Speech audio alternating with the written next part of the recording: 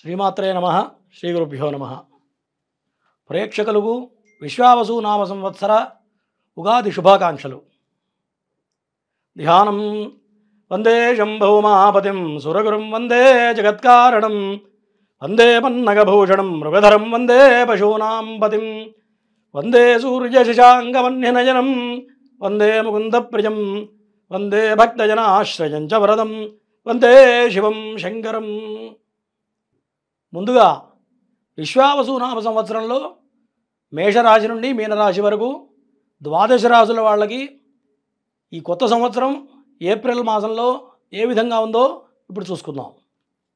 ఇప్పుడు మీనరాశి ఈ విశ్వావసు నామ సంవత్సరంలో ఏప్రిల్ మాసంలో మీనరాశికి ఏ విధంగా ఉందో చూద్దాం. ఈ మీనరాశిలో ప్రధానంగా షష్ఠగ్రహ కూడా ఏర్పడబోతుంది.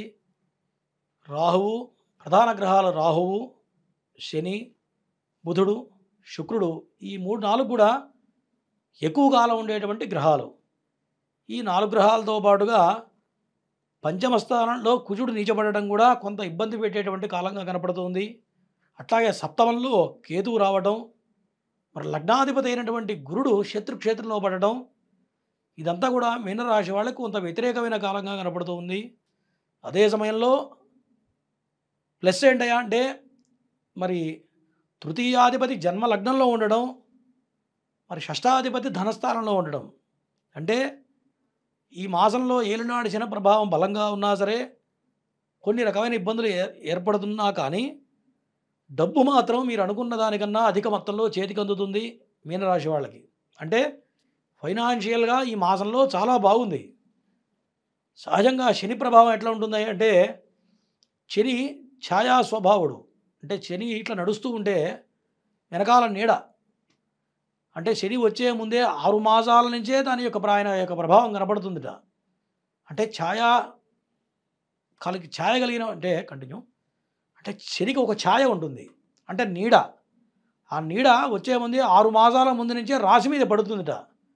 అంటే శని ప్రభావం వచ్చేది కానీ వెళ్ళేది కానీ 6 మాసాల నుంచే ముందుగా ఉంటుంది. కానీ రవి అనుకూలంగా ఉండటం, మరి శుక్రుడు జన్మ లగ్నంలో ఉండటం కూడా ధనానికి లోటు ఉండదు ఈ మాసం మొత్తం కూడా. మరి అన్నదమ్ములతో కొంత అనుకూలంగా ఉంటుంది, కానీ వాహనాల విషయంలో కొంత జాగ్రత్త అవసరం. ఈ యొక్క మీనరాశి వాళ్ళకి తండ్రికి కొంత అనారోగ్య సూచనలు కనపడుతూ ఉన్నాయి. అట్లాగే మీరు ప్రతి మాట్లాడే మాట విషయంలో, ప్రతి వ్యవహారంలో, మరి ధనపరమైన వ్యవహారాల్లో చాలా జాగ్రత్తగా ఆచితూచి అడుగులు వేయాలి. ఎందుకంటే మరి ధనాధిపతి, భాగ్యాధిపతి అయినటువంటి కుజగ్రహం పంచమ భావంలో నీచస్థితిలో ఉండడం వల్ల సంతానానికి కొన్ని రకాల ఇబ్బందులు కలగడం, సంతానానికి అనుకోని ఖర్చులు మీద పడడం, మరి అప్పులు చేసి పిల్లలకి ఖర్చు పెట్టాల్సిన పరిస్థితులు రావడం, మరి పిల్లల పరంగా కొంత వృధాగా డబ్బు ఖర్చు అవ్వడం అనేది ప్రధానంగా ఈ యొక్క మీనరాశి వాళ్ళకి కనపడుతూ ఉంది. అంటే ఒక ప్రక్క ధనం వస్తుంది కానీ ఈ విధంగా డబ్బు ఖర్చు అవుతూ ఉంటుంది. అట్లాగే అన్నదమ్ముల మధ్యలో కూడా కొంత విభేదాలు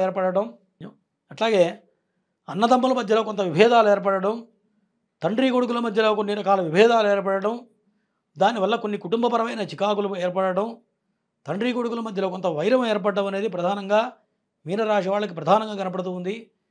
మరి ఈ విషయాల్లో, ఈ వ్యవహారాల్లో కొంత జాగ్రత్తగా ఆచితూచి అడుగులు వేయాలి. మరి మీనరాశిలోకి శని వచ్చాడు కాబట్టి జన్మలగ్నంలో శని, దీనివల్ల ఎక్కడ లేని కష్టాలన్నీ కూడా మీనరాశి వాళ్ళకి ఏర్పడబోతూ ఉన్నాయి.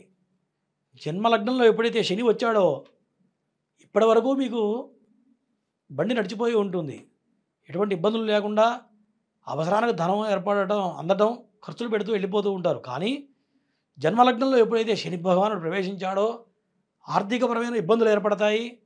ఇక్కడి నుంచి 2027వ సంవత్సరం డిసెంబర్ వరకు కొంత వ్యతిరేకంగా కనపడుతుంది మీనరాశి వాళ్ళకి.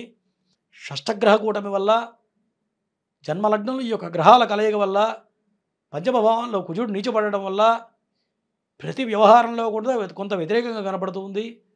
మరి ఈ సమయంలో కొత్త వ్యాపారాలు చేయడం అనేది ప్రధానంగా పనికిరాదు. కొత్త ఇన్వెస్ట్మెంట్స్ కానీ, మరి షేర్ మార్కెట్లో ఇన్వెస్ట్మెంట్ చేసే వాళ్ళకి కూడా ఈ కాలం మొత్తం కూడా వ్యతిరేకంగా కనపడుతుంది. కాబట్టి అటువంటి ఇన్వెస్ట్మెంట్స్ ఏవి కూడా పనికిరావు. అట్లాగే ఆస్తులు అమ్మాలనుకుంటూ ఉంటారు కొంతమంది.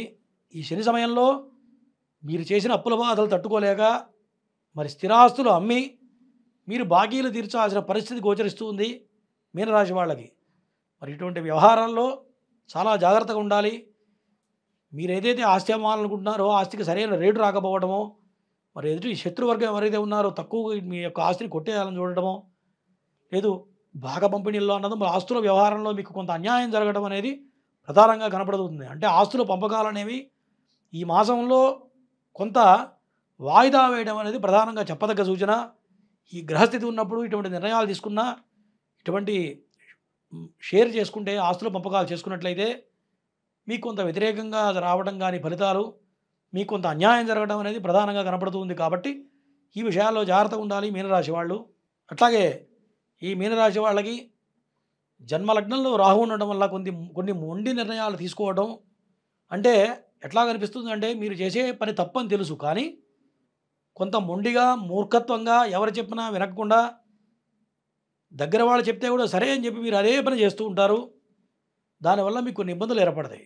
ఎట్లా ఉంటుందంటే, చిన్న పిల్లవాడు ఉంటాడు, తండ్రి పక్కన నిప్పు ఉంటుంది, అరే దాంట్లో చేయి పెట్టబాగరా చేయగలుగుతుంది తండ్రి చెప్తాడు, కానీ పిల్లవాడు పోయి దాంట్లో చేయి పెడతాడు. అప్పుడు ఏమవుతుంది? ఖచ్చితంగా చేయగలుగుతుంది. అట్లాగే ఈ సమయంలో ఇటువంటి నిర్ణయాలు తీసుకున్నట్లయితే ఖచ్చితంగా దెబ్బతింటారు. దానివల్ల మీకు కొన్ని వ్యతిరేక ఫలితాలు సంప్రాప్తమయ్యే కాలంగా కనపడుతుంది. కాబట్టి మరి ఆస్తుల విషయంలో, ఉద్యోగ వ్యాపార వ్యవహారాల విషయంలో చాలా జాగ్రత్తగా ఆచితూచి అడుగులు వేయాలి ఈ మాసం మొత్తం కూడా.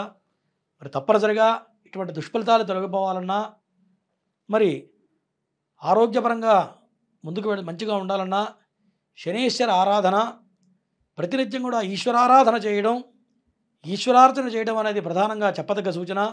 మరి ఈ మీనరాశి వాళ్ళకి ఈ దుష్ఫలితాలు తొలగిపోయి, చెడు ఫలితాలు తొలగిపోయి సత్ఫలితాలు కలగాలంటే ఖచ్చితంగా శనీశ్వర ఆరాధన, ప్రతినిత్యం కూడా శివాలయానికి వెళ్ళటం, శివాలయంలో ప్రదక్షిణాలు చేయడం, నవగ్రహ ప్రదక్షిణ చేయడం, ప్రతి శనివారం కూడా శనీశ్వరుడికి నువ్వుల నూనె పోసి కొబ్బరికాయ కొట్టడం ఒకటి, మరి 27 ప్రదక్షిణాలు చేయడం వల్ల ఈ యొక్క వ్యతిరేక ఫలితాలు తొలగిపోయి సానుకూలంగా ఫలితాలు సంప్రాప్తం అవుతాయి. అట్లాగే అనుకూలమైనటువంటి వర్ణం ఈ పసుపు వర్ణం. పసుపు వర్ణ వస్త్రాలు ధరించి ముఖ్యమైన వ్యవహారాల్లో ముందుకెళ్ళినట్టయితే ఈ మీనరాశి వాళ్ళకి ఈ విషావసునామ సంవత్సరం ఏప్రిల్ మాసంలో చాలా అనుకూలంగా ఉండబోతుంది ఈ యొక్క మీనరాశి వాళ్ళకి. ఇంతవరకు ఈ ఏప్రిల్ మాసంలో విశ్వావసునామ సంవత్సరంలో మాస ఫలితాలు చెప్పుకున్నాం.